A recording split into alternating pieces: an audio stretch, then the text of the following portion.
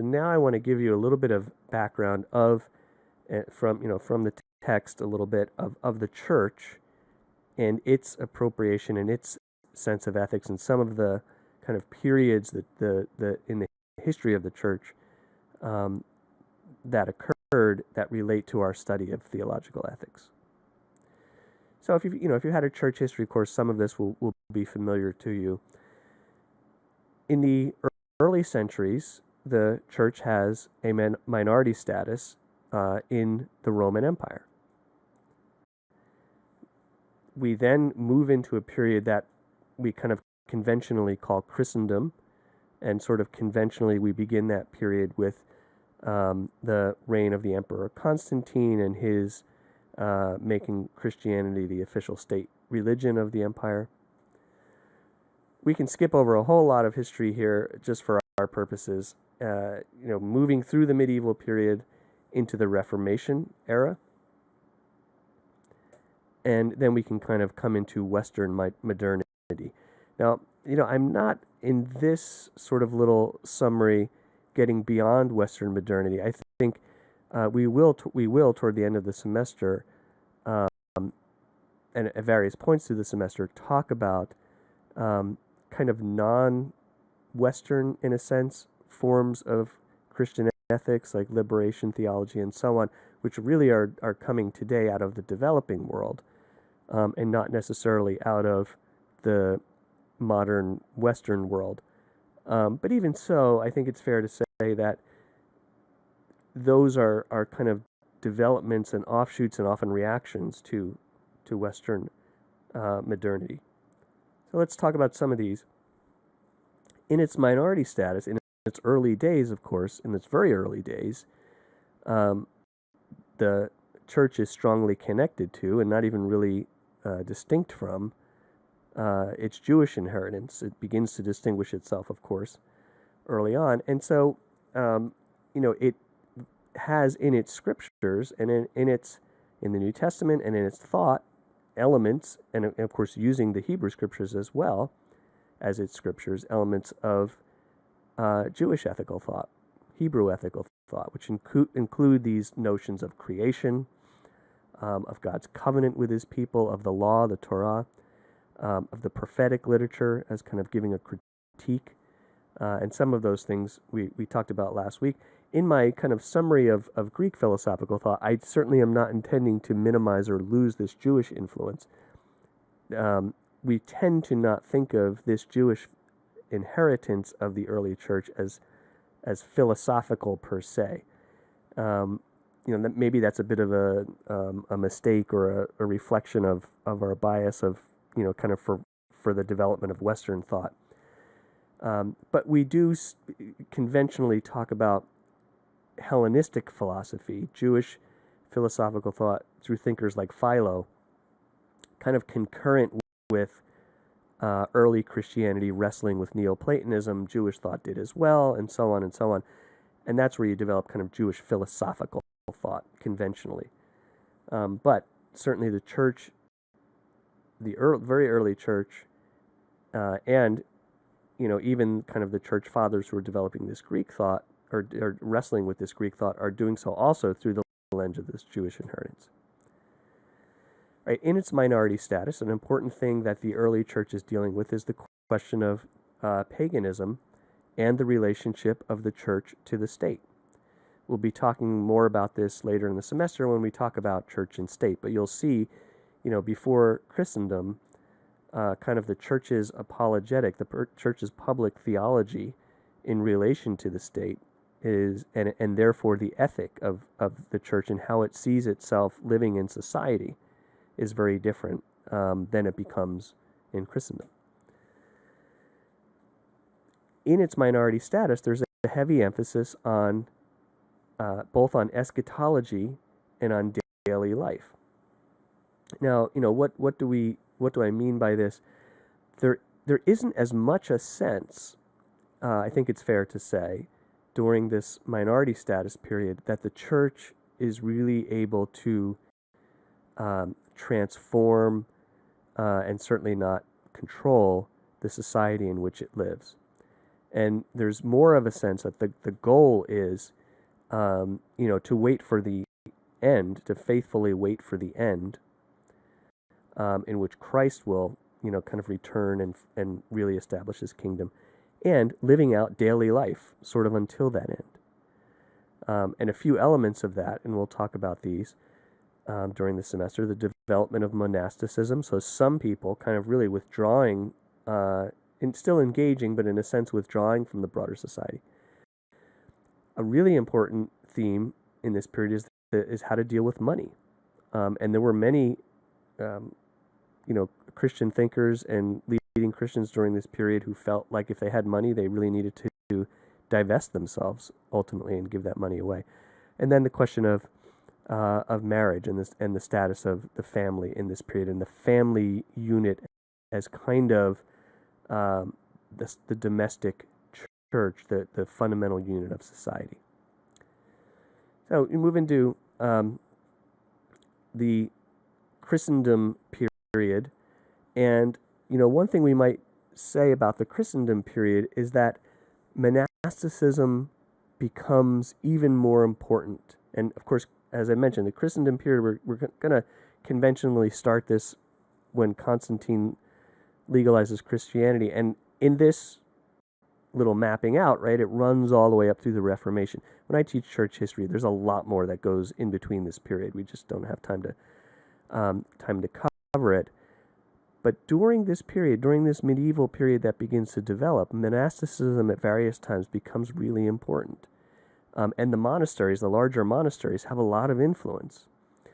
And they become, particularly in the West, they become sort of places of learning, places of refuge, places of security in the middle of chaotic situations, and so monasticism has a really important role and an important impact on the psyche and the thinking of what a good life is. Then we have what we could call the medieval synthesis. And what do we mean by that? So the minority status earlier emphasis on eschatology and sort of some details of daily life transforms a bit more into more of a degree of integration with political society. More of an acceptance, in a sense, of wealth, and sometimes perhaps even assign wealth as kind of and money as sort of a tool or a sign of authority. There is a greater acceptance of the Christian involvement in war, and in fact, justifications for Christian rulers to go to war, not only against the Muslims in the history of the Crusades, but also against other Christian kingdoms. There is the development of feudalism, and here the idea is that there's a stratified society, that there are elites, lords and ladies, and so on, who control most of the land, and then there are peasants who work for them, who don't really own things, but who have certain rights in the work that they do, and that is a really vital economic element of that society, and it kind of relates to values that develop about chivalry and other things. And then there's this penitential system that develops. So there becomes this really strong notion that sins are kind of units of legal obligation, and that those units of legal obligation, a person can sort of fulfill those obligations in a sense, or remove those obligations by having officials in the church hear their confession and give them, some penance to do.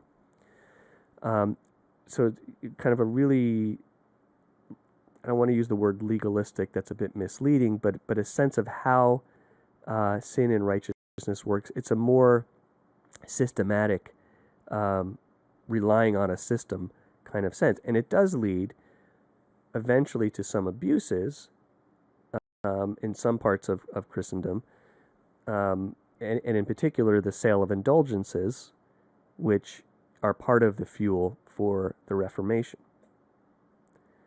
So we might say in the Reformation period, and this is again a gross oversimplification, but we might say that part of the dynamic of the Reformation is that the church itself is not distinct from the world in the sense of being an official institution that stands alongside the king and that institutes its kind of own legal penitential system, but that the church is more sort of integrated into the fabric of society, that work and kind of ordinary social order are important, that the everyday person doing their work in society every day has a kind of value.